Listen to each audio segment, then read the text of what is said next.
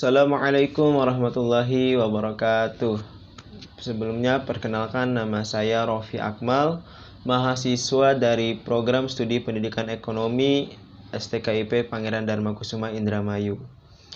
Di sini saya akan menjelaskan materi mengenai pelatihan dan pengembangan dari mata kuliah Manajemen Sumber Daya Manusia yang ditugaskan oleh dosen pengampu, yaitu Bapak Janki Dausat SMMH. Baik, langsung saja.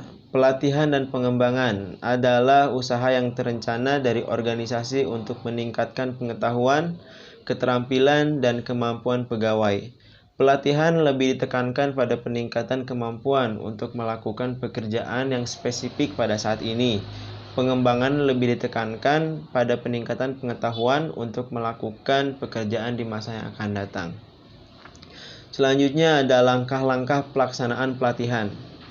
Yang pertama yaitu menganalisis kebutuhan pelatihan organisasi yang sering disebut dengan need analysis atau need assessment. Yang kedua yaitu menentukan sasaran dan materi program pelatihan. Yang ketiga, menentukan metode pelatihan dan prinsip-prinsip belajar yang digunakan. Dan yang terakhir, mengevaluasi program. Baik, selanjutnya ada penentuan tujuan pelatihan. Tujuan pelatihan harus dirumuskan secara spesifik, apakah perubahan perilaku atau perubahan pengetahuan yang dicapai setelah pelatihan yang dilakukan. Berdasarkan tujuan tersebut, maka ditentukan materi untuk pelatihan untuk mencapai tujuan. Selanjutnya ada pemilihan metode pelatihan. Yang pertama ada on the job training, yaitu dilakukan pada waktu jam kerja berlangsung, baik secara formal maupun informal.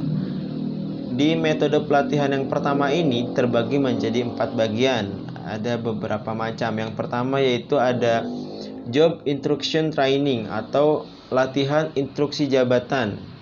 Latihan instruksi jabatan ini adalah pelatihan untuk manajer atau supervisor yang bertindak sebagai pelatih untuk menginstruksikan bagaimana melakukan pekerjaan tertentu dalam proses kerja.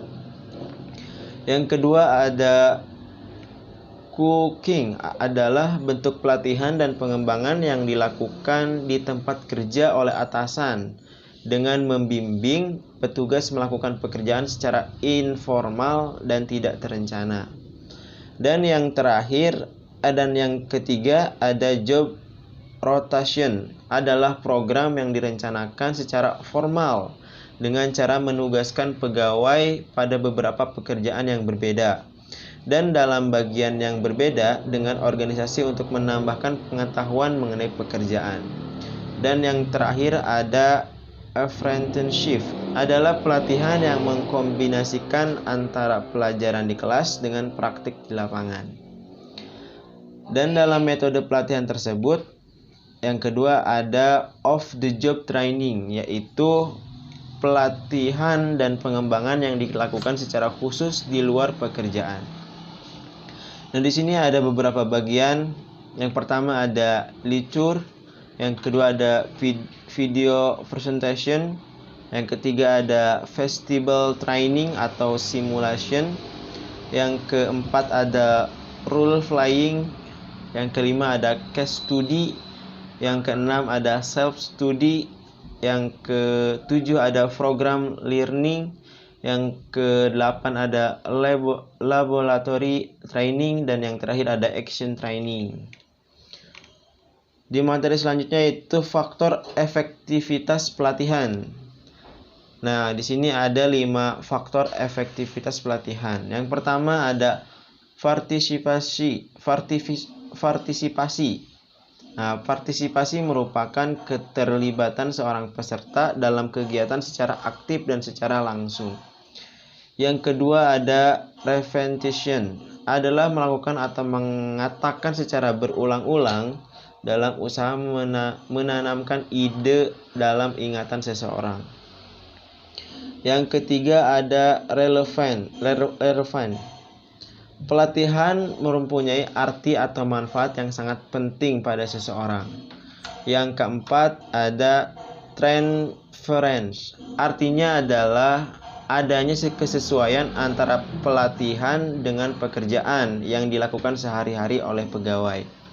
Yang kelima ada feedback, merupakan pemberian informasi atas pengembangan kemajuan yang telah dicapai oleh peserta pelatihan, mana yang perlu diperbaiki dan yang dipertahankan. Dan yang terakhir ada evaluasi pelatihan dan pengembangan. Evaluasi pelatihan dilihat dari efek pelatihan dikaitkan dengan yang pertama ada reaksi peserta terhadap isi dan proses pelatihan. Yang kedua ada pengetahuan yang diperoleh melalui pengalaman latihan. Yang ketiga ada perubahan perilaku dan yang keempat ada perbaikan pada organisasi. Nah, itulah dari rangkuman dari materi mengenai pelatihan dan pengembangan di mata kuliah Manajemen Sumber Daya Manusia.